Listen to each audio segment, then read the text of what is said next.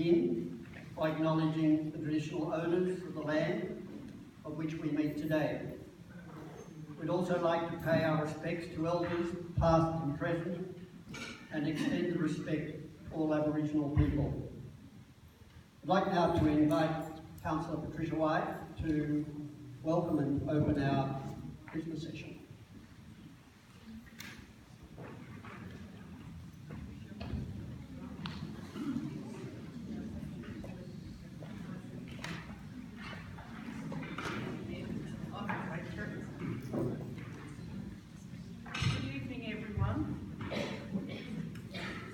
Good evening, everyone. Somebody fix the PA system, please.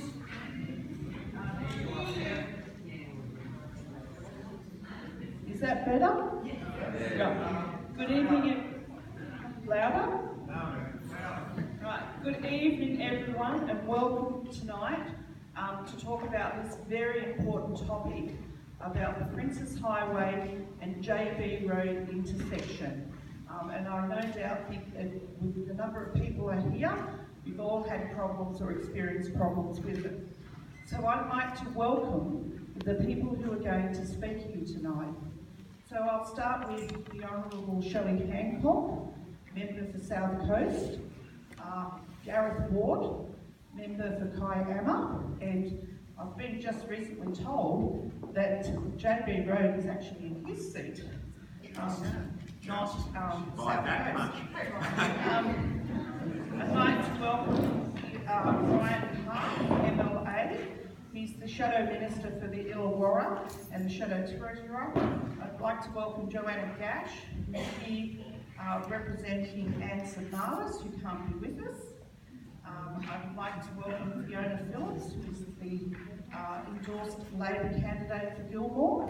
I'd like to introduce Annette Alldrick, who is the endorsed Labor candidate for South Coast. I'd like to introduce Schultz, who is the Liberal candidate for Gilmore, subject to pre-selection.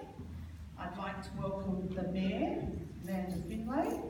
I'd like to welcome Councillor John Wells, Councillor Bob Proudfoot, and myself. Is there any other councillors here that I have missed? No? And I also, sorry? There's more candidates here.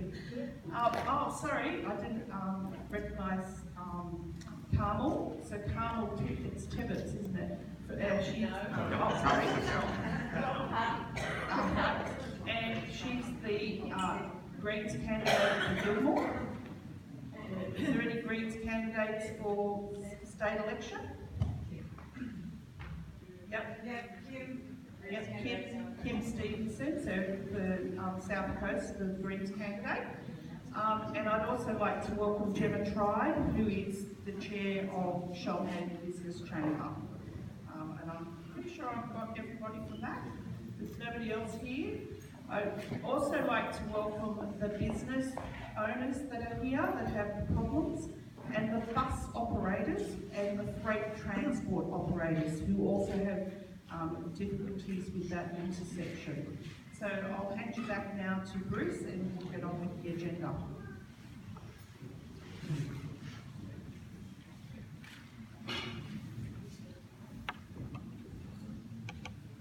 Sorry about the microphone. There's nothing we can do about it. The club left the report saying that it was ample for this room. I'll try yelling as best I can. Can you hear me at all? Very distinct. Am I better without? Yes. Okay. Close to the microphone. The purpose of tonight's meeting is to rally us all around this issue, which is of great concern to everyone who lives and visits the area. It's true, it has been on the agenda for a number of years, and a lot of people have been concerned, anticipating this problem. Every year we've heard about the increases in visitors, holidaymakers and residents into this area, but little infrastructure change in terms of particularly that intersection.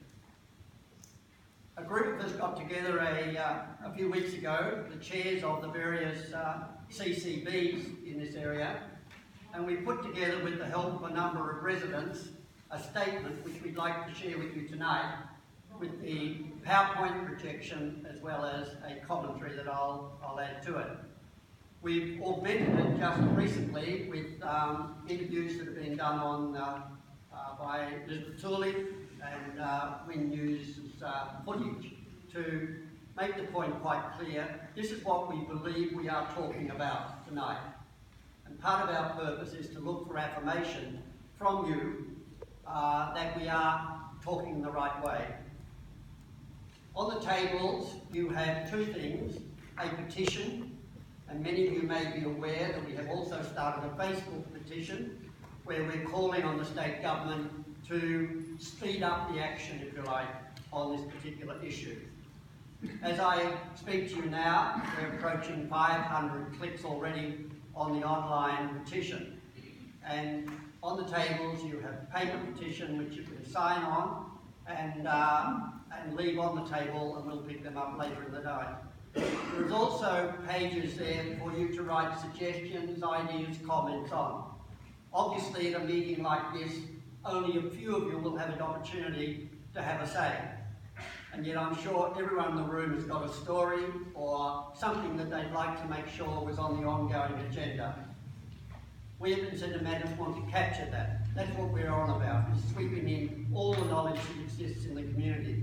So please, write on those sheets of paper, and again we'll collect them, we'll put them into the report of this meeting, and your voice will be heard and be part of the ongoing debate or discussions. The other thing is, on each table you do have a list of the agenda, the run sheet, whatever you like to call it this evening. I have to apologise that Gareth's name's not on that list, but he's here, so you might want to adjust if you're taking the agenda away with you.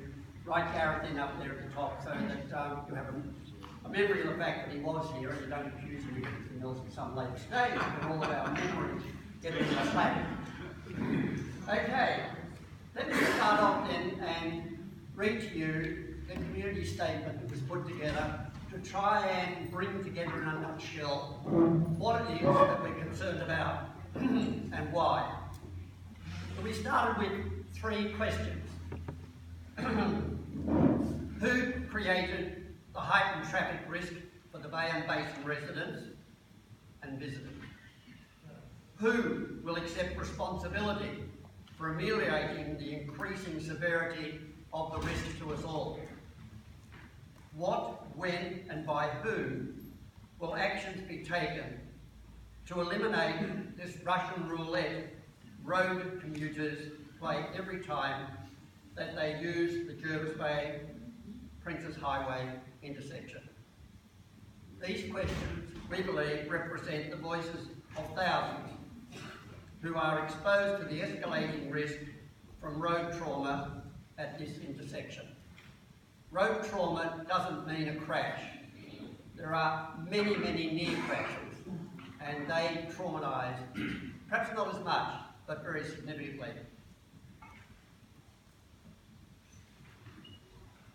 Many risks we experience in our ever-changing world slowly intensify in a manner that we are continually accepting as the current situation, and it's normal, lulling us and our governments into a false sense of security. In recent months, we, the residents of the Bay and Basin, have joined with politicians and highway engineers to celebrate the quicker trips to Sydney and the smoother, safer and faster bypasses. As the Minister promised at the opening of one section, more people will travel south for holidays and work, bringing new prosperity to the peoples of Shoalhaven and the South Coast. You can see... It's the gut.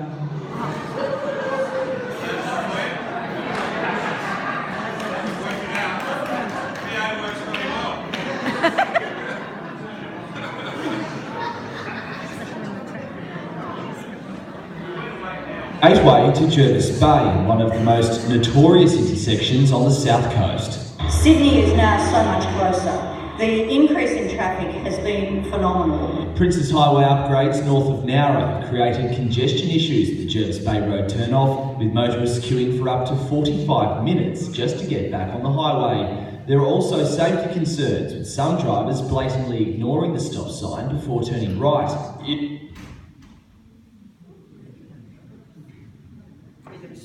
It's the gateway. We can see from the stats that we've got here that the volume of traffic is increasing significantly. 15% increase in weekend traffic from between 2015 and 2017, up by 15%.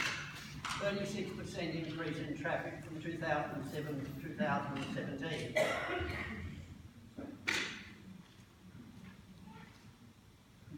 The increase in traffic for 2018 to 2020, we cannot find an estimate, or at least when we asked, we were told we were not able to have it. But obviously it is significant. Tonight I received, late this afternoon, I received an opportunity to get into a new public way of viewing the movement, the traffic count, if you like. And it says that in 1917, on the corner, there was 8,700 and something cars per day. But that was average across the whole year. I would suggest that the figure in summer is probably close to double that. In terms of safety, between 2007 and 2012, this is prior to the upgrades, the accident rate on the Jervis Bay to Island Point Road was 1.1 casualty per kilometre. This is greater than what the Gerringong-Berry section of the road was, which was 0.8. I think an interesting statistics when we talk about that things are being built because of fatalities. The actual rate in this particular section is greater than where the road has been developed.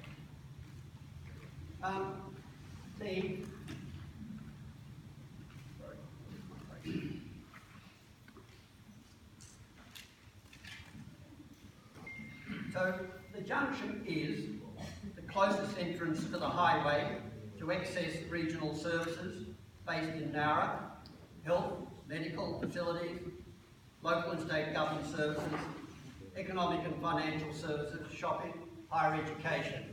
It is not something which we just do for fun. It's an essential artery for the people who live here. A gateway for millions of tourists to the natural beauty of Jervis Bay, who are being controlled by New South Wales destination every day to come more and more. The next slide shows us some of the critical consequences. The primary access of emergency vehicles, public transport, tradies and commercial supply chains have to pass along this artery.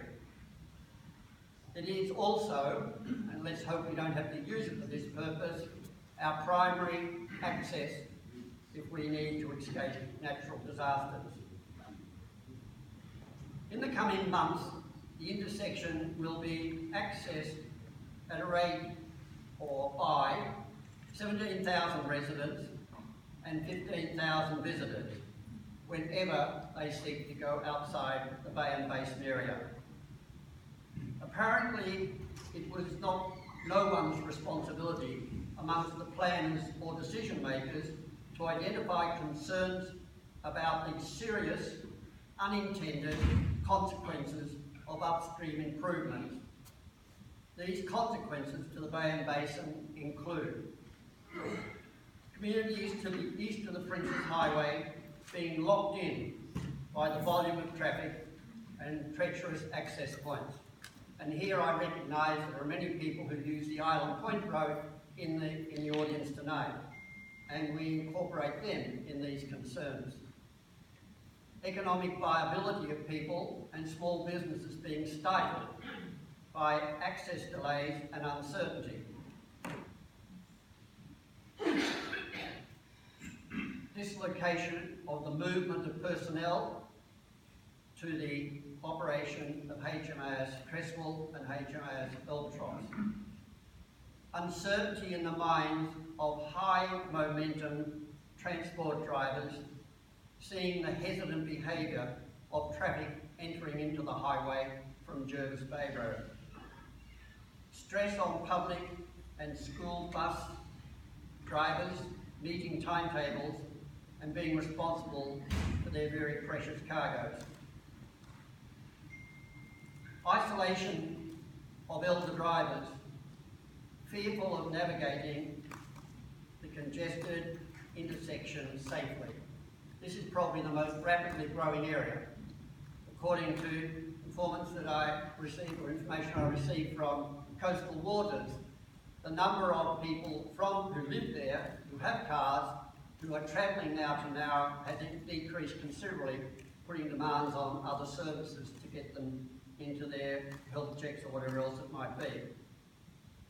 Outbreaks of road rage, as those with a sense of right to get on into the highway, object to the confused, unsure and ultra-safe driving patterns of others.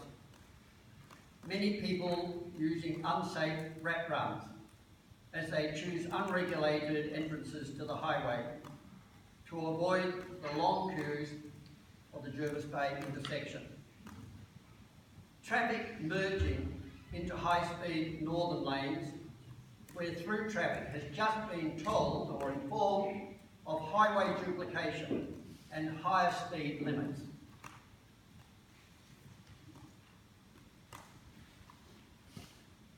There are other consequences that jeopardise our potential for that increased prosperity the Minister mentioned.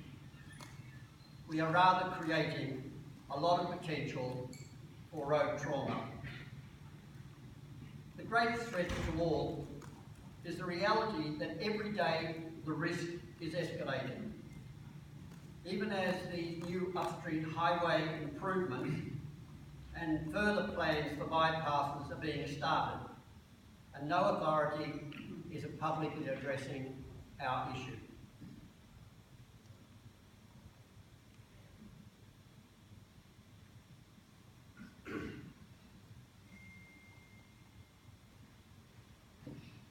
There is always going to be nice to have in relation to the Princes Highway, but our job has to be to prioritise the highway where we're losing lives. The Minister implied he needs this at the intersection to get his intention. While we are sure he didn't intend that meaning, our plea is action before deaths, prevention, intervention. There is always going to be nice to have. Residents, through their state and federal representatives, have sought immediate, urgent attention to the issue.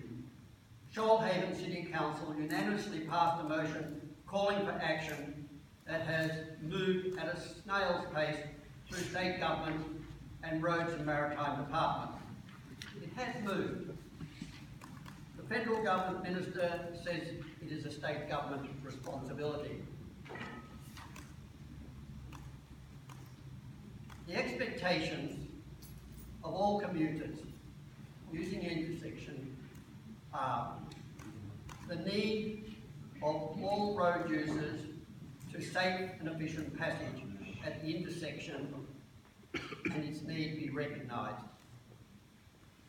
The rights of Princes Highway traffic to create a barrier to those entering the highway from Jervis Bay Road be modified. Ultimately, a grade separation access solution needs to be provided. We ask you to support this call. Please sign the petition and solicit your children, friends, neighbours and holiday visitors to also sign. Together, we can make a great road safety contribution to the Bay and Basin through a life-saving grade separation idea. I need to add that what you're seeing up there is no tech drawing. This is purely a concept drawing to give us an idea, perhaps to start to get a feel of what the future could look like. We want you to stay in touch. Tonight is merely a start. Follow the challenge on the Vincentia Matters Facebook page. Write suggestions, comments, and future activities now on those sheets of paper. Give us your feedback on what you hear tonight. Read the report of this meeting, which we'll post on the Facebook page soon, and hopefully the press will carry. Keep in touch. We are planning future events. So that's our position, that we as Concerned Residents Organisation, CCBs and others, wanted you to hear tonight and ask you to support. I now want to move to an opportunity for our guests to respond or to develop their own points of view. We've allocated 5 minutes to the first 4 or 5 speakers, and then a couple of minutes to others to follow up what they've said. Once we're through those and you've heard that, we're then going to invite the floor for people to come with questions or comments. You don't have to ask a question, you can make a comment if you like, but we'd ask you that 1 minute is the extent, and we have a timekeeper. You'll hear a bell, and once you've heard that, we'd like you to cease your contribution. We'll have a panel listening to you, and if appropriate, they'll offer some response from their perspectives. So that's where we're going for the rest of the night. So let me now invite Councillor John Wells, who was the mover and sponsor of the motion that went through Council early this year, and which is, as I said, slowly tracking through the various departments.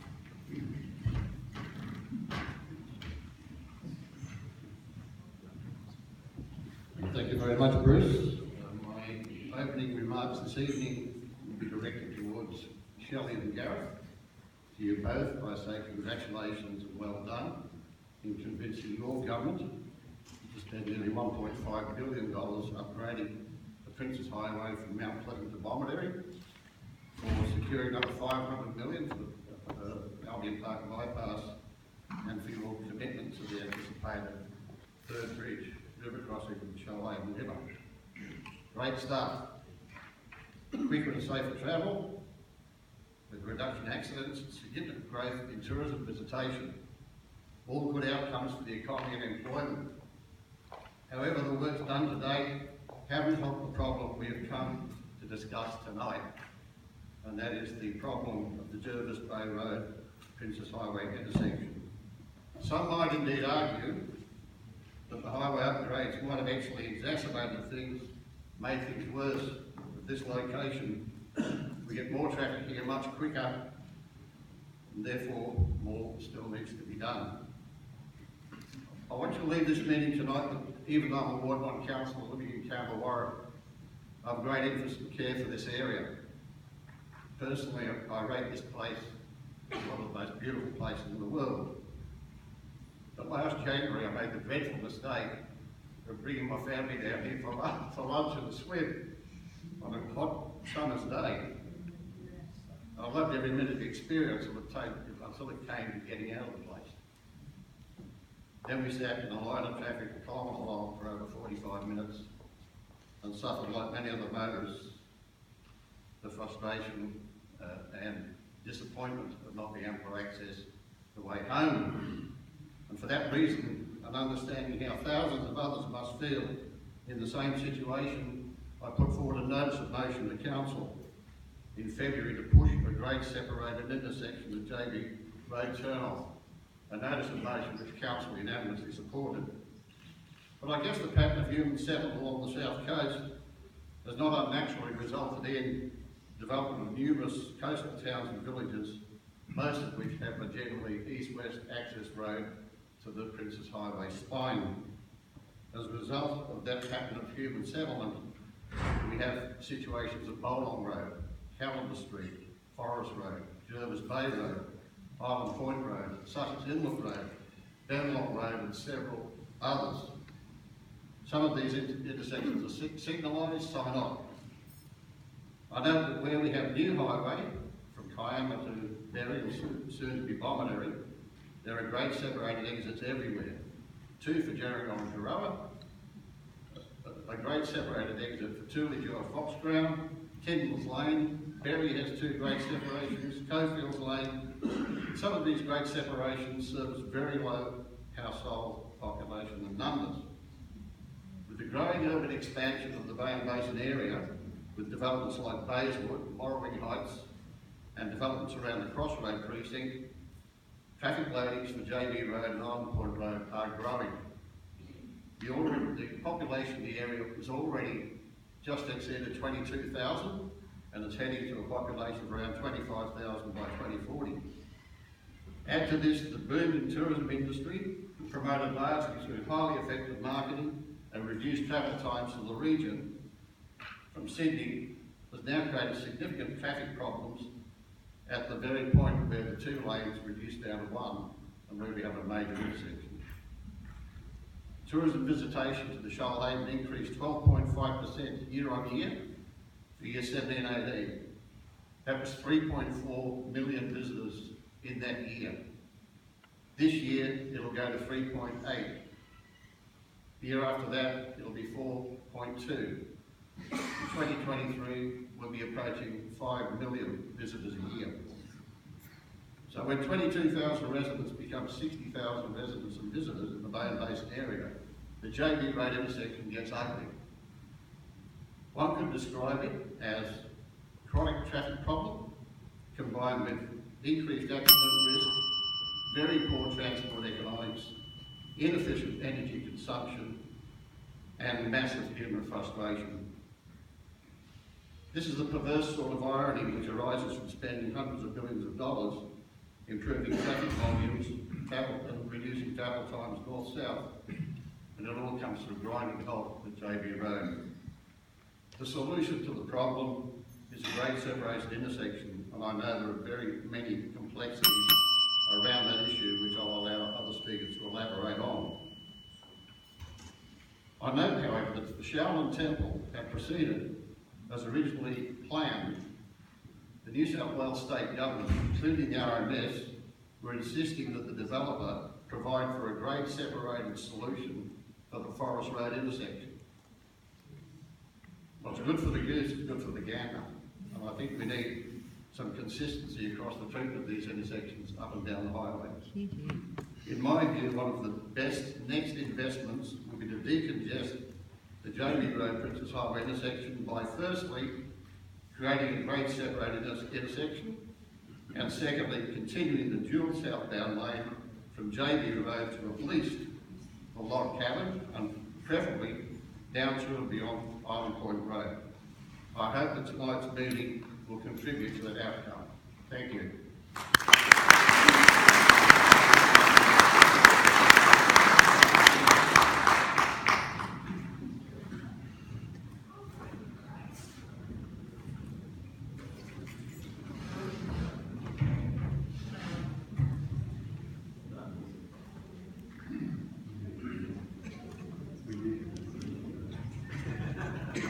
Very dark to see those up here.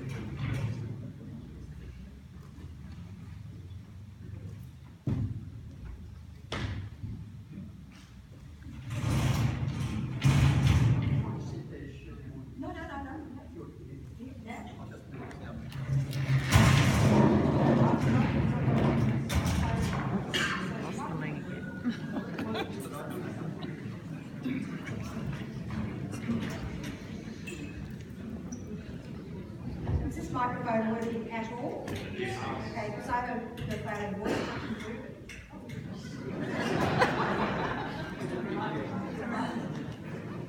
Can I now invite to the lecture our representative for this area in State Parliament, Shelley Hancock, who is also the Speaker of the House.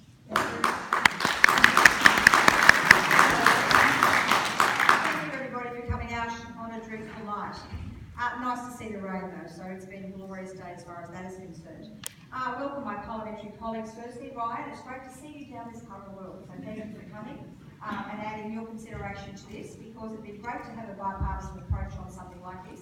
And of course, to Gareth Ward, whose electorate is in, and Bruce, when you asked the question, whose responsibility is it? I should have said Gareth. But I'm not going to say that, because I think we all need to take a bipartisan approach on this.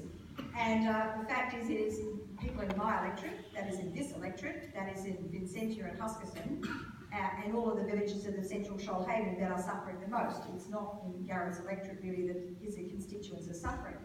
But one thing, of course, that John said is that nobody, and that includes me, take their grandchildren down to Moona Creek during the Christmas holidays.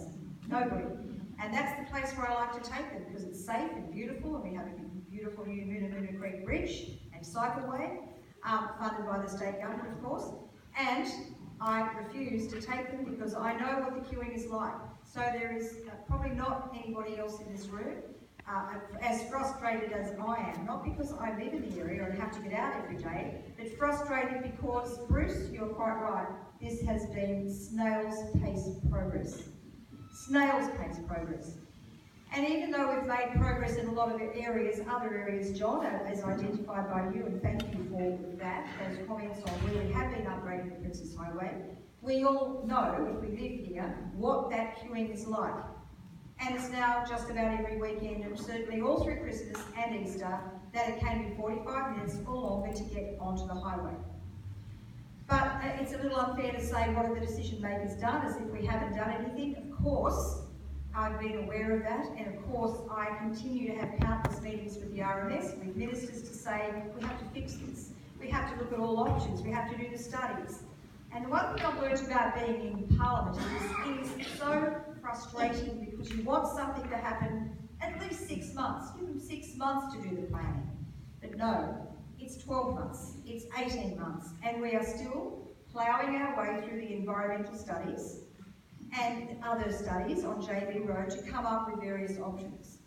Now, that's not going to be a solution that you'll like to hear, but what you should like to hear is that we are right in the middle of progressing those studies. And I've been able to secure more planning money so that we can continue, and that will expedite the studies because they work at snail's pace. So we've got another $60,000 on the table. We'll get some more when we need it. But a couple of weeks ago, of course, we found out complicating factors at JB Road. One are environmental factors, as we had at South Nowra when we upgraded the highway there. So we're going to have to work our way through that. We cannot ignore that at all. If we have endangered species in the location, either to the north or west, we have to work our way through those issues. And there's nothing that you or I can do about that. We also have some complicated issues around land ownership and native title claim, which we've only discovered again in the last 2 weeks. And again, what do we do about that? We have to work our way through the issues. But it prolongs it. It frustrates all of you because you live here. It frustrates me because I don't know how many times I've been on the radio with Chris Firth talking about JB Road as being a priority, Jervis Bay Road as being a priority for me. Yes, we're working our way through the issues. And we are. And I'm telling you the truth when I say that all of my meetings with the RMS have been productive, but frustrating, because it is the time factor, always the time factor. But we're ploughing on, that's all I can say. And in terms of Island Point Road, that was a little easier. So Island Point Road didn't have the same constraints. We're further along the progress path with Island Point Road. We've come up at least with the preferred option of a roundabout, which doesn't please everybody. But that's the preferred, I realise that. And RMS are aware of the community's concern on Island Point Road, but at least they have worked their way through major planning proposals, and the community's concerns have been conveyed through me to them to say the community's not happy. Is that 2 or 1? 30 seconds to go. So, first of all, congratulations. Could I just encourage everybody to sign the petition that's circulating, because that helps me to say, well, look, there's thousands of signatures here. Can I also encourage you to write to me, because I can then take that to the Minister, take that to the RMS to try and expedite this. Can I please encourage you not just to go out of here and complain and whinge and not do anything else, but please write letters or sign petitions, because that helps me in my job. It helps me try to expedite this very, very complex process. If it is grade separation, it could be $20 million plus. So we have to find that in next year's budget. But I will endeavour to do that. We will find a solution to JB Road as quickly as we can, but it may not be as quick as you would like. So thank you very much, Liz, in particular for all your work on this, your great stuff on the TV. So congratulations. We're working on it.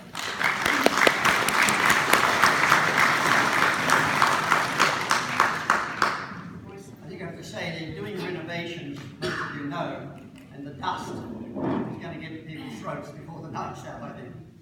I'd now like to introduce and invite to the lectern the Shadow Treasurer and some spokesman for Illawarra, is that right?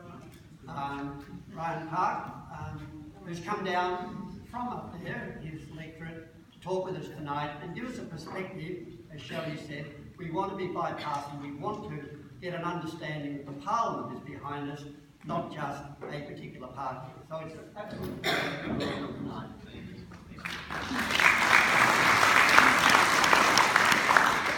Thank you, everybody, and I did want to say Madam Speaker, but I haven't.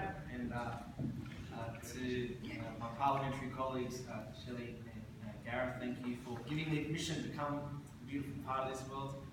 To the candidates that are here, particularly listed on my side, Fiona and Annette. I'm outnumbered here in terms of political representation, so I'm used to this in the floor of the Legislative Assembly. So, sorry. This is a significant issue. Can I thank everyone for bringing it to my attention? In particular, the people who organised tonight. It's been a while since I've been to a community meeting which is this large, and I think that says a lot about the nature of this issue. I want to agree with what Shelley said. I think this should be a bipartisan issue. I'm sure there are men and women and young people in the audience tonight who have tragically either known or have lost loved ones on the Princes Highway. To you, I say, I think you have a commitment from all sides that we will not politicise this, and that you have a commitment from both sides that we will go back to our respective shadow ministers and ministers to try and continue to lobby to make this a reality. Folks, there is a lot of things above politics. One of them is road safety. No one should go on a road, or no one should be expected to go on a road that is unsafe. And as Shelley said, if a local member can't take her grandchild down to the local beach, that says a lot that this needs to be improved. It says a lot that we get a few hundred people here tonight on a wet and dreary night to say that this needs to be improved. I don't think there'd be a candidate, a councillor, a member of parliament here tonight who hasn't got the message loud and clear. I've certainly got it. I've got it from speaking to Fiona and Annette. I've heard people like Gareth and Shelley speak about it on the floor of Parliament. This is an issue that I believe the community expects to be above politics. I can assure you that I will be making representations with Annette to Jodie Mackay, our Shadow Minister for Roads. This is an issue. We have a similar intersection like this that I know Gareth's aware of at the base of Mount Ousley, where you turn right onto oncoming traffic. It's very dangerous. We are looking at separation there. Shelley is right. The pace upon which these projects go is frustratingly slow, particularly for all of us who represent communities who are affected by it. Tonight I want you to leave with an understanding from my side, and I think all sides, that we get the message loud and clear. You want this intersection fixed. You want it fixed as quick as possible. If that's a combination of state and federal funding, so be it. If it's a combination of 3 levels of government funding, so be it. I've never really thought anyone in the community worries about how the money gets placed there. They just want it fixed. So tonight, I think I can speak certainly on behalf of the candidates from my side, Fiona and Annette, but I think everyone, in that I've certainly got the message loud and clear, not just from this meeting. I've been to a meeting early in the last couple of months that had similar issues about the Princes Highway. I know this is an issue that needs work on. I think all levels of government over the last 10 or 15 years have done a good job north of here. I think some of these areas, particularly the intersections, have not kept up to pace with the increase in demand and increase in traffic, particularly from a number of my constituents who love holidaying in your beautiful neighbourhood. So please be assured that you haven't wasted your time. In fact, your numbers speak volumes. Please let us know in writing, email and through your petition, and please rest assured that all of us will do our very best to fix what is a dangerous intersection, an intersection that should have been fixed a long time ago, regardless of who was in control in the forestry, but one that we'll all work to fix going forward. Thank you.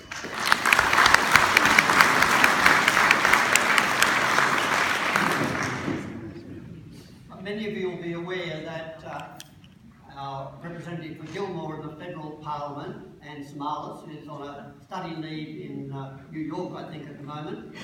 And so we have asked Councillor Gash whether she would speak on Anne's behalf. I'm sure she has communicated with Anne, and none of it will be Gash, it will all be Anne Sudmallis via Councillor Gash. Thank you. I didn't think I'd be back in politics so soon. But seriously, I used to live in Vincentia, and I know then, in those many years ago, how difficult it was at Jervis Bay Road. And I have to own up, I've done the rat run many a time to get past the traffic, so there you go. Now this is of course from Anne, who's in the United States at the moment, but she apologises for not being here, but she says here, this intersection has been a priority issue for me for quite some time, as it was for me, and it certainly went over to her in her time. In 2017, I wrote to the Minister for Infrastructure and Transport, asking for the Princes Highway to be considered as a road of strategic importance. The Minister funded a review into the proposal, and it is currently underway. This may lead to a potential funding pathway for the federal government investment. In addition, I put in a special request for this intersection, in particular for the infrastructure investment addressed to the then Minister, the Honourable John McVeigh, in August. I received a response from him and from Michael McCormick that all of this is enclosed in the brochure. Now, Anne has done a brochure with the letters that she has sent to the ministers, and it's available. I think, Liz, you've got some of them at your table somewhere. So I'm not going to read out all the letters because you can read it for yourself, but she's done a dossier on it. While I continue to advocate for the funding for this essential infrastructure, I would like to take this opportunity to remind residents that the main stakeholders are the state government and local government representatives. Now, we're not trying to shift the blame. I agree with the speakers, it should be a bipartisan approach. An application for black spot funding was refused, primarily because local roads are funded as a priority for this source of federal funding. However, the other significant source for dangerous roads that are the responsibility of the state is the Safer Roads program, also administered by the New South Wales Roads and Maritime Services. On occasions, local councils can allocate part funding to intersection upgrades from their roads to recovery grants, which are not tied to any specific works from the federal government. I will absolutely continue to drive the federal government towards a greater awareness of this dangerous intersection. So I want to add my bit to this and say I'm very pleased to see that work has been continued and will continue to be done, and remind everybody here, it is election time. There is no better time than to ask for anything, and I should know, they used to do it with me, prior to an election. And I know that Anne has had this in her wish list, and even though she's not here at the moment, she's still the member for Gilmore until such time as the Parliament retires. So there you go, 10,000, is it 10,000 signatures for it to be presented to Parliament, Shelley, is that right? 10,000? 10,000 2,000 signatures? We're debating, but that won't occur because there's only 2 weeks of sitting weeks left. Okay, but I can still put the signatures in. Yeah, but I mean, the petition could go straight to the minister, Joe, it doesn't matter. That's good. I mean, I also have his indications of funding required is likely to be up to 40 million for a grade separation to treat both right-hand turn movements, but of course cost would be dependent on design and land requirements. And the other one I have is the RMS are investigating options including a roundabout and a localised 80 km/h speed zone. And the indicative project cost is likely to be between $8 and $10 million. So there are some options. But again, I agree. But the point is, we've got to make sure that we get the politicians on board with this, and I'm sure you are. So thank you for letting me be Anne for tonight, and the brochures are over there somewhere if you'd like to have a copy for the members of the meeting. Thank you.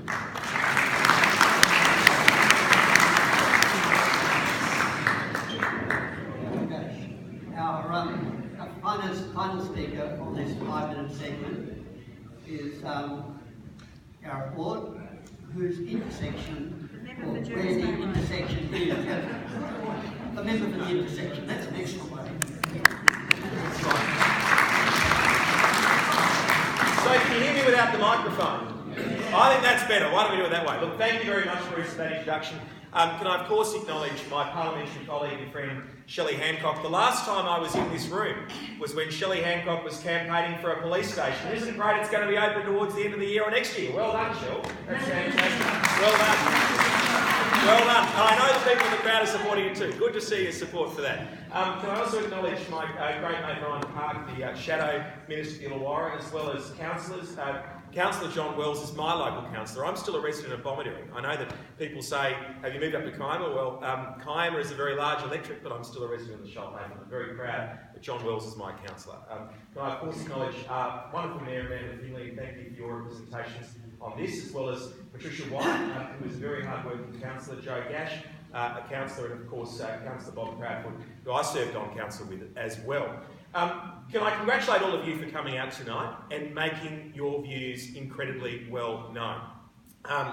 Things like this don't happen unless communities stand up. And one of the things that you've heard tonight consistently is that everyone's on side and that something needs to be done.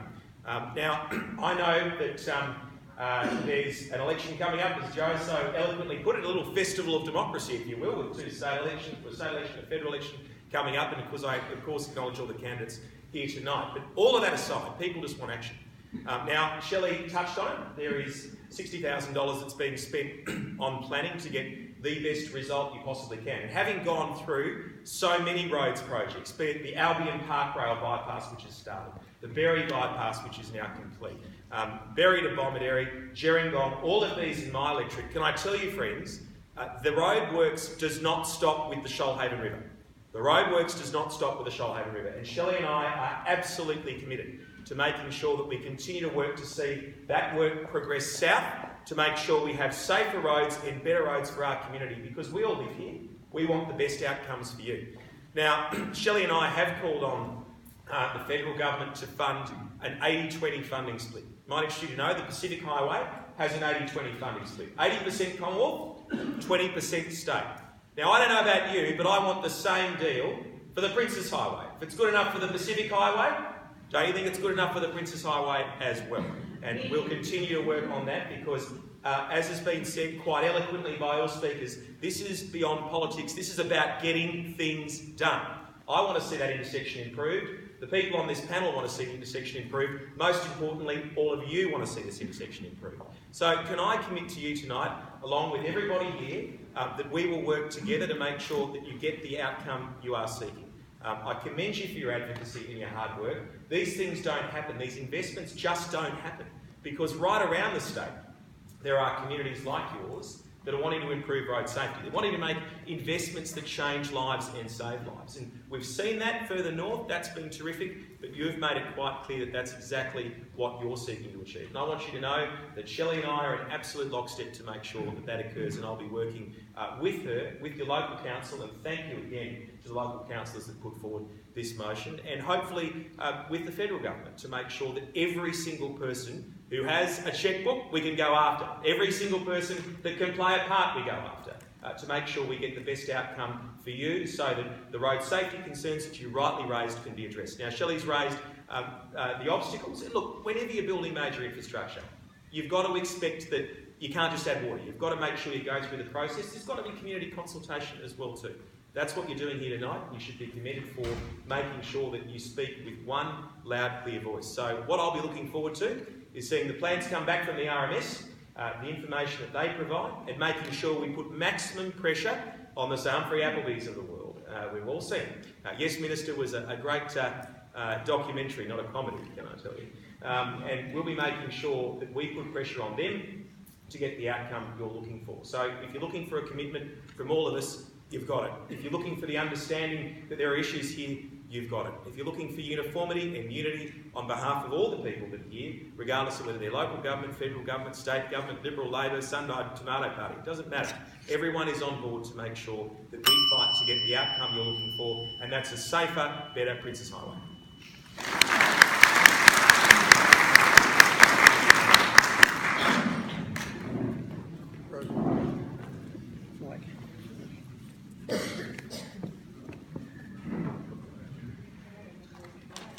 That's our 5 minutes from the influential people. We're going to ask 2 minutes from those people who would like to be influential and may well be in the not too distant future. And first I'd like to invite Fiona Phillips to put her point of view and any thoughts she has on it.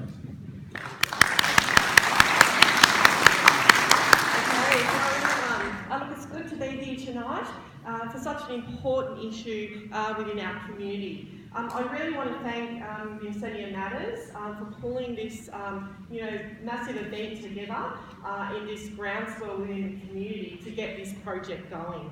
I live sort of at Kalala Beach, but I spend a lot of time in Jervis Bay, going around the Princes Highway, along the Princes Highway. I have 4 teenagers, 3 are driving, and I know as a mum, and as many people will know here with children and grandchildren coming through, it's such a worrying thought about people driving along the Princes Highway and out of that intersection. And I think there's no greater example of that even tonight in the wet.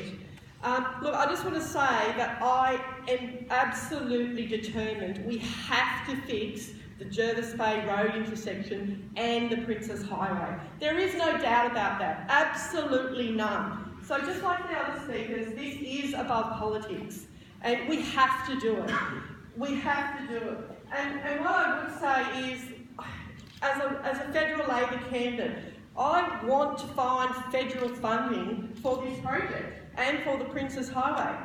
On the 22nd of August, Senate estimates in Canberra, it's the opportunity where senators can ask questions to the federal department. And the question was asked, has the New South Wales government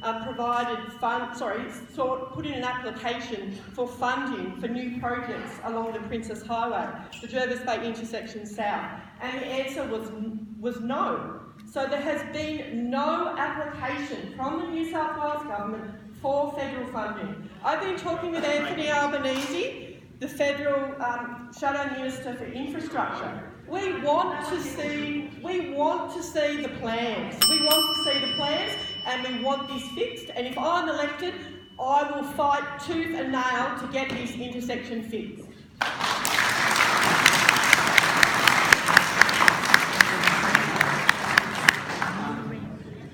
Annette is going, hopefully, she hopes anyway, to the New South Wales government. Thank you. Okay. Well, I agree with everything everybody else has said. This is such an important issue. But, you know, it goes beyond having a choice, the choice whether to take your children or your grandchildren to the beach, because that is a choice. Some of you actually have no choice in the summer and in the busy times but to drive along that highway. You can't think, well, no, there's going to be a lot of traffic, I'm not going to do it today, because you've got to get to work. You've got to get your kids to school. You've got to go for medical appointments. Not everything happens within this community, which is a shame, but it doesn't. So sometimes you have to leave and you have to come back in, and it's very difficult. I have a 19-year-old, 20-now-year-old daughter. Hasn't been driving long, like Fiona, 3 kids driving, worried sick every time they get behind the wheel.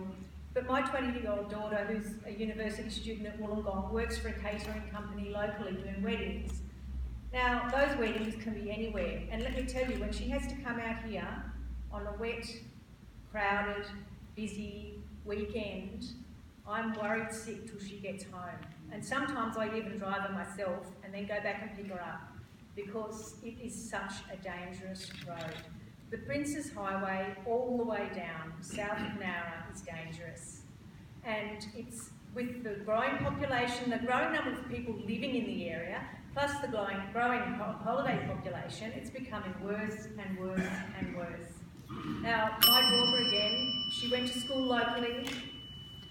2 years ago, she did the high school certificate. A few weeks after she finished the high school certificate, her Year 12 class, with most of them been together since kindergarten, were attending the funeral of one of their schoolmates who was killed on the Princes Highway driving. Now, we don't want that to happen. There might not have been a fatality at the Jervis Bay Road intersection yet, but it's waiting to happen. And who wants to be that fatality? Certainly not me, and I don't want my family to be that fatality. So let's fix it, and let's fix it now.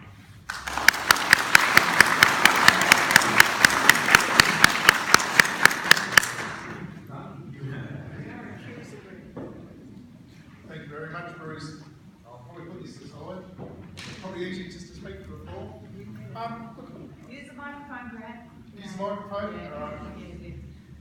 Grant Schultz, as Councillor White introduced, I have nominated for the petition of Gilmore, but that has yet to be confirmed. So, in that capacity, I'd just like to say there's been a number of issues raised tonight, particularly the bipartisan approach to this project, and it is clear that, and I thank all those members and councillors across the board for uniting.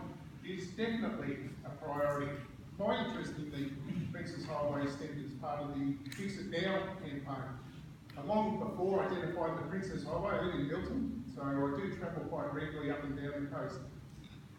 If you look at this intersection itself, to me it's pretty much the gateway to the problems.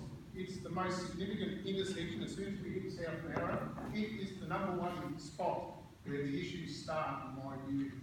My view is that this should be, as Gareth Ward has already mentioned, a project similar to the Pacific Highway funding. I know tonight that you're talking about one intersection, and that's great, and it will progress, but it needs to be part of a bigger program. Now that Pacific Highway funding started in 1996. It's not due to finish until 2020, and that's the vision that we should have as your community, and your community should be commended, absolutely. But getting up on the front foot, as has been said, and driving these issues, as I said, it's the gateway and it's the catalyst for change in our community. And I strongly support you and encourage you to continue on your battle. Thank you.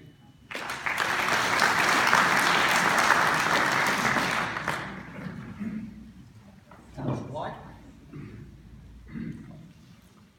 So I'm not going to speak to you as part of the council, but as part of a group that I'm involved with from the council, which is the South Eastern Australian Transport Strategy.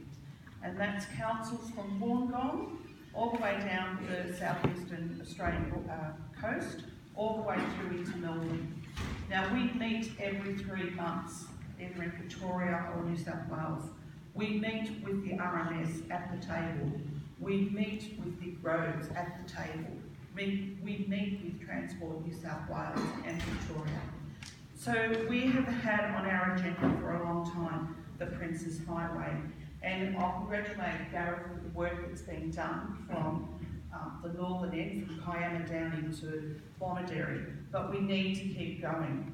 We're not asking for the 20 million that this intersection may cost. We're not asking for the money for Island Point Road. What we're asking for is an 80-20 split. 80% from the feds, 20% from the state. That came from the Pacific Highway. There is $9 billion up for grabs in 2020, and that's the money that's coming off the Pacific Highway. And that's the federal component of it. So the money is there. We don't know how much that intersection upgrade is going to cost. We don't know how much it's going to cost to duplicate the highway. That is why we're asking for all parties, Liberal, Labor, Greens, Independents. We want the 80-20 commitment for this election, both from the state and the federal, because we do not know how much it's going to cost, but if we've got that 80-20 funding, we can do it. John Hanscom does the Fix It Now campaign. We need to support that. You all need to get in contact with John Hanscom and get your names in the paper supporting the Fix It campaign and the 80-20 split.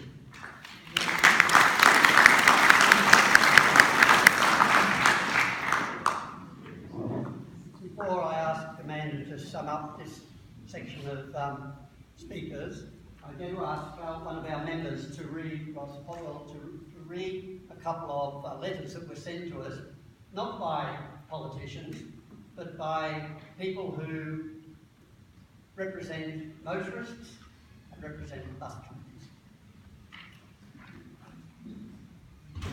Thank you. The first letter is from David Tagg from Kennedy's Bus and Coaching. Please, I've got to read this so I can't look at you. As a provider of a daily bus service and for our number of numerous charter operations in and out of Jervis Bay, using this intersection, we increasingly are experiencing increased traffic congestion, impact on our daily operational times. So I spoke to you today, they haven't been on time more than 50% for the last few months. Further exacerbation of the problems in peak hour periods, and an increased risk-taking and near misses by the driver. He's strongly advocating for the future planning and funding in this intersection. Secondly, from the NRMA, we regret they could not have somebody here tonight. I'll read theirs. The NRMA supports the need for a proper review of the safety issues at the T intersection of Jervis Bay Road and the Princess Highway. The Band-Aid solutions are definitely not suitable at this location. We understand that the Roads and Maritime Services are looking into the flyover option, a grade-separated interchange, and that would allow cars to turn right out of Jervis Bay onto the highway. The NRMA has supported this option in the past and will continue to lobby for this course of action. The solution can solve the problem on a long-term basis and reduce the need for the local and tourists to seek alternative routes to get across. The NRMA support the endeavours we are taking, that's this group tonight, to bring this matter to the attention of three tiers of government. In regard to the NRMA, I would look around this room and I would imagine a lot of you are members. It's another source where you can approach them by letters, etc. But I'd like to issue a challenge as a resident to every member in this room. There's about 200 of you. I believe we need 10,000 on that petition. So if each of you go home tonight and tomorrow, for the next few days, walk out your front door, take 5 houses left, 5 houses right, and go and talk to them all and try and get on board what we're trying to do tonight. We'll be part way there. That's, I calculate 2,000, and that's 40% of what we need on that petition. Thank you.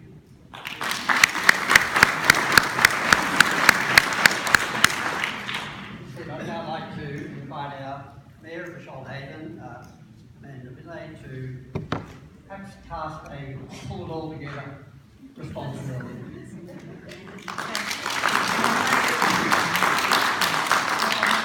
To get the 2-minute bell, please. It's going to take far longer than 2 minutes to pull all of this together. I just want to thank everyone for coming out this evening and reiterate the words that, you know, every day we take our lives in our hands when we enter onto the Princess Highway from numerous intersections. So I just want to point out that in the rest of it, so let's take it on a bigger contextual sort of basis for the whole of the Shoalhaven and what that road means.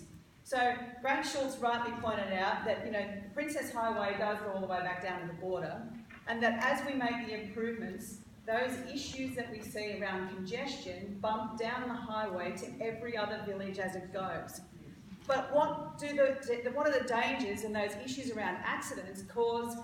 What are the impacts that cause to other people and other places along the way? Is that if something happens at Jervis Bay, the people from Milton Ulladulla, the people from beyond Bawley Point, even those in Bateman's Bay who are trying to move their way north, can't do so. So there's a massive impact on our ability to be efficient and to get on with our businesses. So that's the first thing that I want to reiterate, is that it has a massive impact beyond just Jervis Bay's catchment. It goes all the way probably to the border in the end. Some of us are lucky that we can maybe sneak up a road to Turpentine Road, or sometimes you get forced to go up the King's Highway to take a detour whenever there's something going down on the Princess Highway. So they are really serious issues. So I think the second thing then that I want to take away from this evening is that for all of our decision makers to really drive home in a policy context to the RMS that when we make improvements to the Princess Highway, or when those planned improvements come, that we focus on the intersections first before the rest of the infrastructure is upgraded. Because we know that as soon as that infrastructure is upgraded, that the rest of those villages are stuck. So get the policy right when it comes to planning. But I love it when Joe taps me on the shoulder and says, Amanda, that there is a funding source here that we can all apply for. But as we've heard, these solutions are enormous. They take millions and millions of dollars, and they do take time and planning. So what are we going to do in the meantime? Now, I'm not asking any one of you to put up with a second-rate outcome for this, but I would ask, and now this is my challenge then to the meeting, is are we prepared to put up with an interim solution for an intersection for a very short period of time? I see a lot of heads going, no, but we're coming to Christmas, okay? And come Christmas, do you want to take your life in your hand again, our lives in our own hands again, or do we want the RMS to supply us with something that makes that intersection safer as a meantime solution? I want to see if there's any appetite for that. Because what we've seen at Island Point Road is that we've seen an 80k reduction in the speed limit until a more permanent solution comes. And I think that that's saved some lives. Because I travel that highway every single day, from Nowra to Milton and beyond, and I can honestly say that since the 80Ks came in, that I have had to divert down Hawken Road less. So is that something that we're demanding? Because I see some good friends here from Hyams Beach. They're demanding similar things from council to try and put up with congestion in their village over the summer holidays. So that we demand something from the RMS to put up with that congestion on that corner. I'll put that to you, and I'd love to hear your commentary, because I think that something can be done to save some lives or to stop a death from occurring. I came sort of half prepared to say, there's letters that haven't been answered, there's this and that's been going on. But in the end, you know what? None of that is actually constructive. It's not constructive to come here and say, oh, there is this pool of funding, there's that pool of funding, she said, he said, whatever. None of that works. Because at the end of the day, we have to be unanimous. And I can tell you, I know you feel it, there is unanimous support from your council, there's unanimous support from your state members, from your federal members, and all of those people who are here tonight waiting to be elected. There is unanimous support to fix this, but what is going to happen in the meantime? I think I've said enough.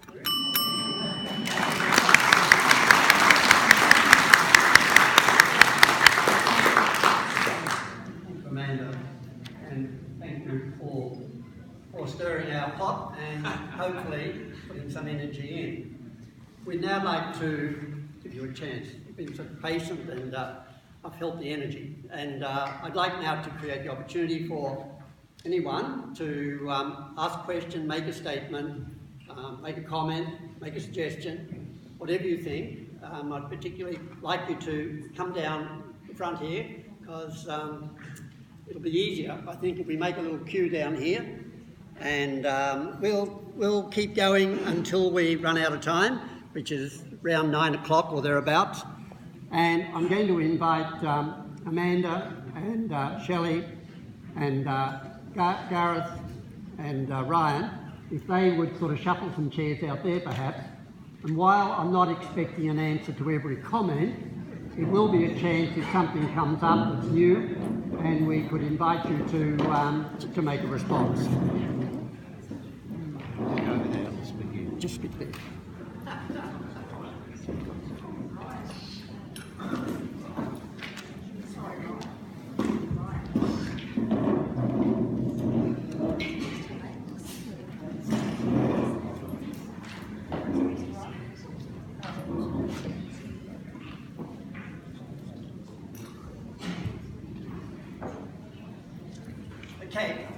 Okay, this is just an observation that I have. I'm a driving instructor in the Husky, Vincentia and Basin area, and one of the problems, as it's an observation, one of the problems we have is when we're pulling out of there, is to try and, because we're in the right lane, trying to merge over. So once we're at the stop sign, we get pressurised by people wanting us to make a quick decision, which is not always easy for a new driver.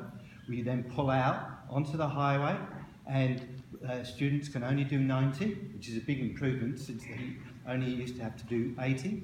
And then we've got to try and get up to speed and move into the left lane. The trouble is with that, everybody's heading north on the highway doing 100. We've got to merge over doing 90. Now the cars behind us, pulling out from JB Road, don't stop at the stop, they just follow us through, 2 or 3, already pressurising us to move over, which we can't. The cars, once there is a gap, the cars behind us move into the left lane and basically do an illegal undertake. So that's just what I wanted to say. It's a lot of pressure for the learner drivers.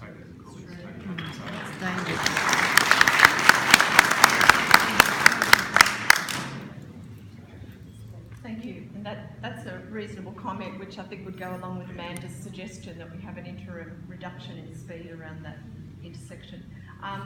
I've done a little bit of research today. So that people can hear you better. So that you're facing, yes. And if you can come and queue over here, just so that people can see you. Okay.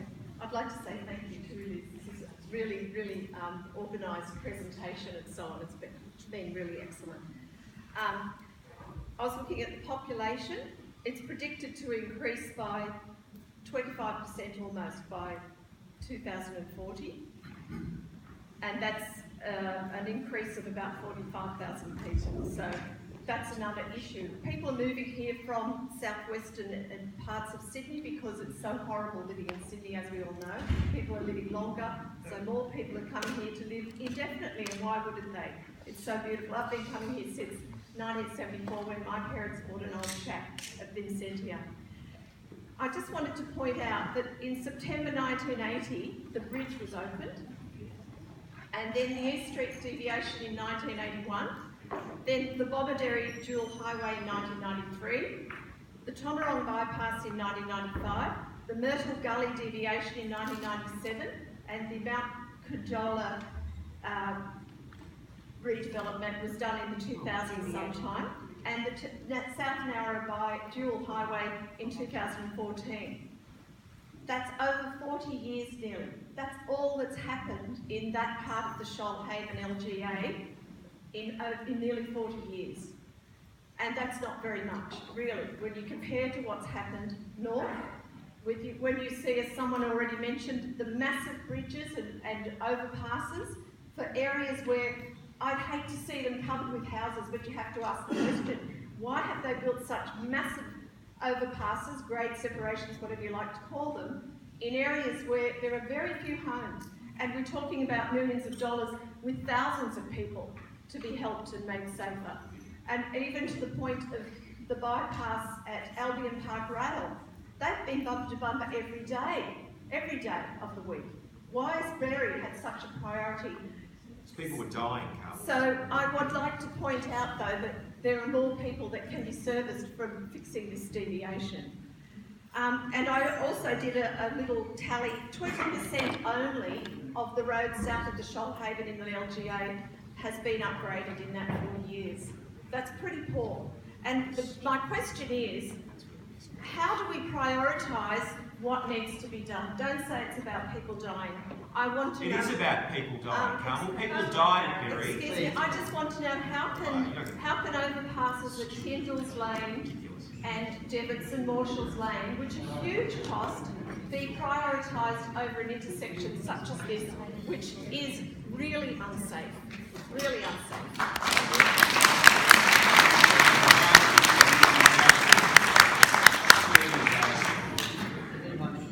As quick as I can. That is only a proposal up there, but I think it can actually go further and be vastly improved. It's really only fixing the people turning right out of JB Road onto the highway. You've still got the people turning right into JB Road heading north. You've still got the people turning left out of JB Road. And then an issue that affects myself, my neighbours, and a lot of people that buy at Stockford's place is the people coming in and out of the old Princess Highway. Once that highway is duplicated both ways, there is no way in hell you're going to turn left or right out of the old Princess Highway. It's ridiculous now. I think what needs to be done there is that long sweeping turn, which is extremely costly, should be a straight bridge over the highway. The on-ramp going north onto the highway should actually be an on and off ramp, so you're coming up and down on that on-ramp, with a roundabout on the other side and a roundabout on this side, both sides of the highway. That way, JB Road obviously won't turn right onto the highway, and no one will be turning right out of the old Princess Highway. A bit like the intersection up at Shoalhaven onto the highway, where you go up and down and get roundabouts on both sides. That'll make the highway straight through both directions, and it won't be a temporary band-aid solution as it is now, especially when they duplicate the highway later on. If it means relocating the current southbound lanes to the east, and they then become the northbound lanes, and the existing northbound lanes become the on and off ramp, if it's an issue for land, then so be it. But this is ignoring the people on the western side of the highway and people trying to turn left heading south out of JB Road. This is a good idea, but it can be vastly improved. Thank you.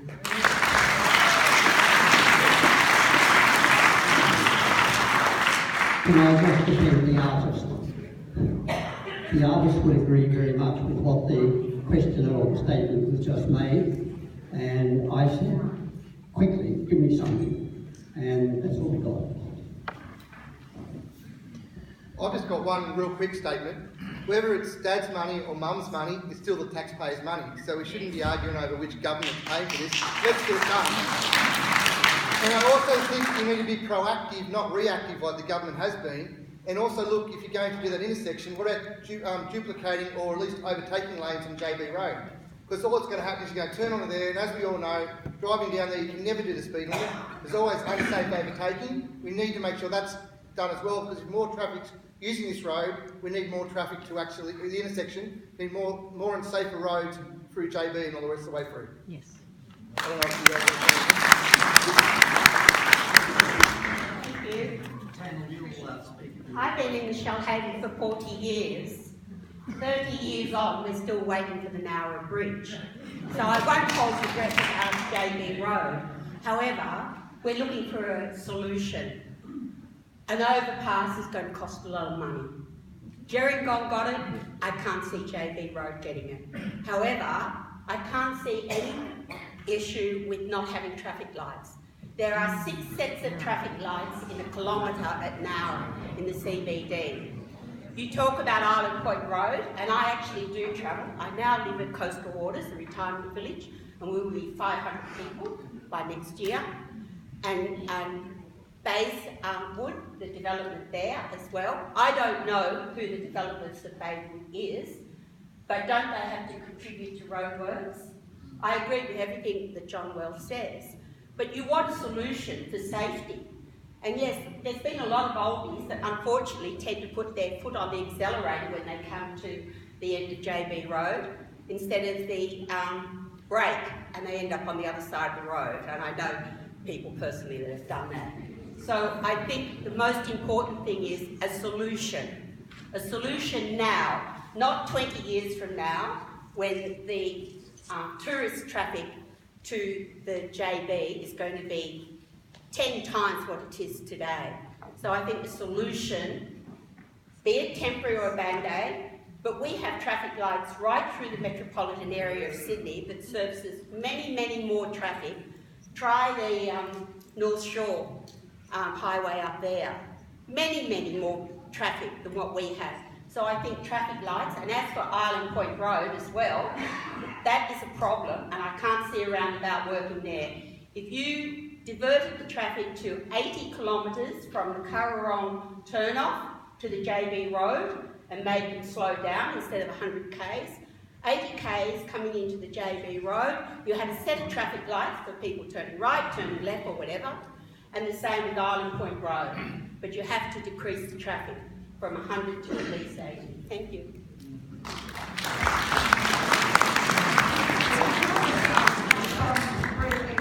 Because I think she's highlighted one of the problems we're all facing. And the RMS want to look at all of the options. Tricia's identified the possibility of lights, and that didn't go down too well here. And let me say, grade separation hasn't gone down too well with many people who've written to me and said don't do that. So, you know, it doesn't matter what we do, not everybody in this room will be happy. What we need to do is bring back to you a range of options so that we can consider all the price tag which is relevant to you, that's not relevant to you, which is relevant to us as decision makers, how we get the money. But we want the best option, but we need to have consensus in the community as well. And it may not be, I think the option that was discussed by the gentleman before was absolutely made sense. He spoke quickly, but where are you, the guy that spoke before? I'd like you to just write all of that down, because you're speaking really quickly. I'm going, oh yeah, yes. But I would really like you to write that down and present that to us, because that made sense to me. All options make sense to me to a certain degree, but that was pretty good. I've also had comments saying, can't we just do a dedicated left-hand turn lane out? Gary Kelson is here tonight. RMS are considering that as an interim option as well, but we have to then upgrade JB Road for several kilometres back to have 2 lanes, so that you have a dedicated left-hand lane. And the issues that I discussed before about the complicating factors, I suppose, are the environmental issues on that land, which have to be overcome and which always prolong any kind of solution. But we're working our way through those. So what we want to get to is the best option possible. But Trish, lights, you know, is up for consideration. It is being considered. And I just encourage people to be tolerant of what people are saying with different points of view, because I think we just have to really consider all of those as a community and try and come to a consensus on a solution at the end of that.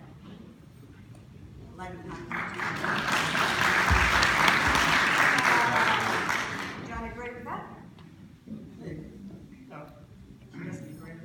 Can I just say, I travel to work every day into town. I can control my destiny at Island Point Road because I'm the one going up the highway. Coming back from Jervis Bay on Jervis Bay Road, I can't. Every afternoon, it's not the first car that comes out that you've got to worry about, it's the second car. So we've got to do something about it. If you're saying that there's no political thing in this, unfortunately, as an outsider looking into it, I can see a lot of politics in this. So in the basin area, we had to wait so long for the pool, we had to wait so long for the shopping centre and for the police station. So for God's sake, let's fix this road, forget all the political things and just fix it now, because I'm sick of coming home and worrying, am I going to get home? Thank you.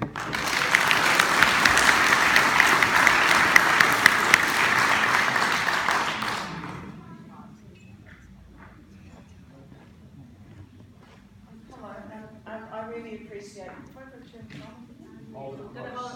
Really close to your mouth.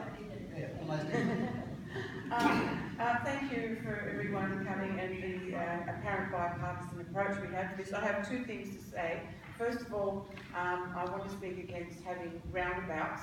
A lot of the problems in the holidays is not, this is the problem with having a roundabout, is that a lot of the traffic is articulated. They're hauling caravans, they're hire caravans, people not used to driving them, they can't estimate how long it takes them to get around or around the corner, and caravans, boats, and the buses also. So I just don't think, I think it can be very dangerous having roundabouts at these two intersections as a temporary fix. Number two, possibly traffic lights might be a temporary fix, because I understand where you're coming from, that we need something to fix now, and obviously having a flyover like that isn't going to happen in time for the coming season, clearly. So possibly traffic lights, but make them temporary. Don't have them running all day and all night. Just have them at peak hour. It's very easy, and you put them on flash. It happens everywhere else. Why not do that? And that's a suggestion. The third thing I want to talk about is, it's nice to see all the councillors here. I'd like to say something about roadworks in this area. We've had this sort of like, I thought it was, thank you very much for resurfacing Wool Road. We're very appreciative for those of us that use it every single day. But why is it taking so long, one? And two, why are they doing the big heavy work, all the digging and everything, in the middle of the day? I know it's expensive to hire lights, but I know they've done it sometimes because I've seen the lights. Do that work where you've got to close half the road at night. Everywhere else in the state they do it at night, and then it'll get done quicker and not hold everybody up for an hour when they're trying to just get to the shops.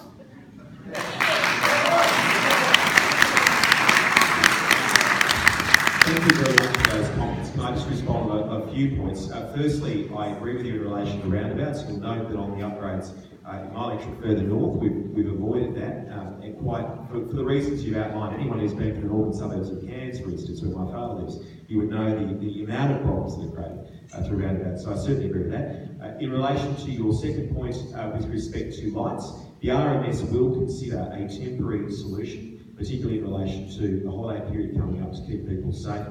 That is a clear direction that Shelley and I have given, and certainly we'll look forward to seeing that. In relation to the Wool Road, you just reminded me of Tip O'Neill, all politics is local, so thank you for raising that as well too. Yeah, we're all used to roadworks in the Shoalhaven, and we're really smart, and we do respond to temporary fixes. So, you know, whether it does end up being a set of traffic lights at that intersection to keep people safe for a couple of weeks of the year, whether it's Easter or Christmas, then I don't see that as a bad thing, and I hope that none of you would. I do agree with you, sir, that it should be, you know, the highway should be a flowing highway from north to south. But what I also appreciate is that when you're up around Albion Park, there's a signalised roundabout that allows traffic to bank up, and that works really well. But there's also a southbound lane that flows, and we can have northbound lanes that also flow in some of those areas. So I totally agree. And Mrs. Shapira, I totally get your frustration being a local ratepayer. There's everyone in the room is around Shoalhaven City Council's approach to roadworks. But can I just tell you that over the last 2 years, the rate increases have gone into record amounts of roadworks across the city. It's not always going to suit everyone when they're done, but what the council wants to get is more mileage out of the roadwork dollar than people working at night time. So if we can be patient and put up with that inconvenience, we'll get more tar on the road, because I tell you what, this year's public survey has once again showed that, you know, it doesn't actually matter how many more buckets of money that are thrown at roadworks, we're never happy anyway. So thank you.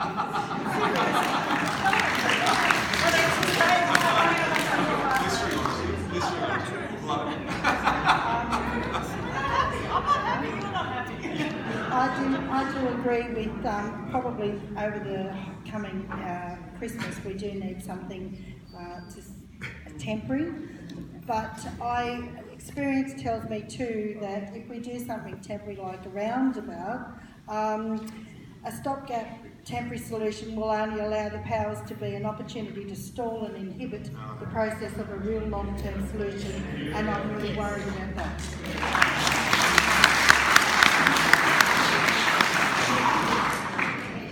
Thank you for the opportunity to discuss this tonight, and thanks for all the politicians here. But I think a lot of us would love to see a traffic engineer to explain and educate the community about these options, and someone from the RMS, I thought, might have been here to explain these things better, because we can all have a lot of options, But I understand some options can increase accidents and increase problems. We need to be better informed as a community about what to ask for, and it'd be lovely to have someone from the RMS who is given a bit of a free rein to explain all options to the community so to make an independent assessment of what would work most effectively in the short term and the long term. I think the RMS considered that they were not in a position to present a range of options to this evening's meeting. And when they have a range of options and they've finished all of their studies and investigations, that's when they will be here with the bells and whistles. And that has been the process with the RMS and the community for a long time. The consultation occurs when they have something to offer you. The moment they don't, all they have is some roadblocks and some issues and some problems and some challenges. So when they've got that, they'll be here. Okay?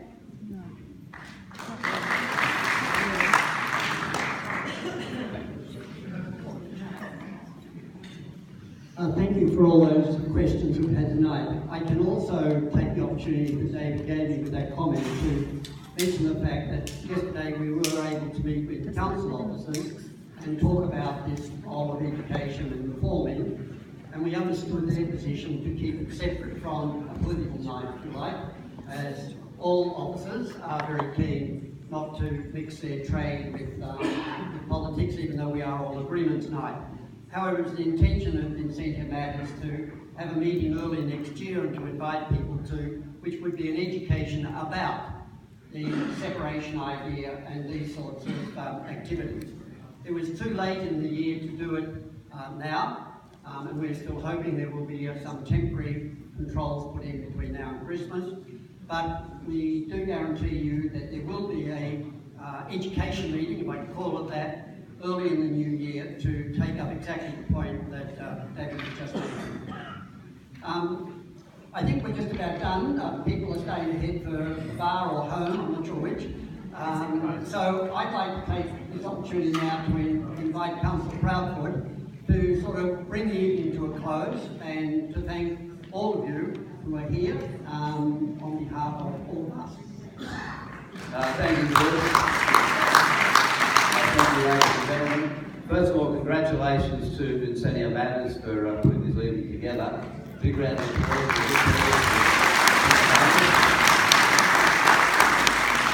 Thank you very much for all the speakers, the politicians, the community speakers were most valuable, those people that would like to be a politician, the candidates, no doubt about it, they put forward their point of view and that was most appreciated. So a big thanks to all of the speakers. I will make some closing remarks, and I can say this as to what Shoalhaven City Council has been doing regarding this intersection and other infrastructure matters in the Shoalhaven. Councillor Wells, as we heard tonight, Councillor Wells moved a notice of motion back in February to have something done to bring this to the attention of the politicians, to shine a light on it. A few months ago, I brought a notice of motion to Council regarding general infrastructure because of the increase in tourism in the city. Our 49 towns and villages, our 100 beaches certainly need an injection of funds, and the notice of motion was carried unanimously to apply to the state and federal government for $50 million to do that. Now, did you know this? That the number of tourist visitations to the Shoalhaven is greater than the Gold Coast. That is a fact. And so what the community is saying to me, they're saying, how do we let it get to this? Well, we have to fight to do something with that intersection. That's what the community is saying. We can't wait any longer. So congratulations to the bipartisan approach. That's fantastic. But the political thing, and people say, don't get political. I'll tell you about politics. The political party that puts the money up first will get the votes. And we've got an election coming up. There's $9 billion up for grabs from the feds. The state government's got plenty, don't worry. We want a commitment. Put your hand up first, that's the politics. Ladies and gentlemen, thanks for coming along.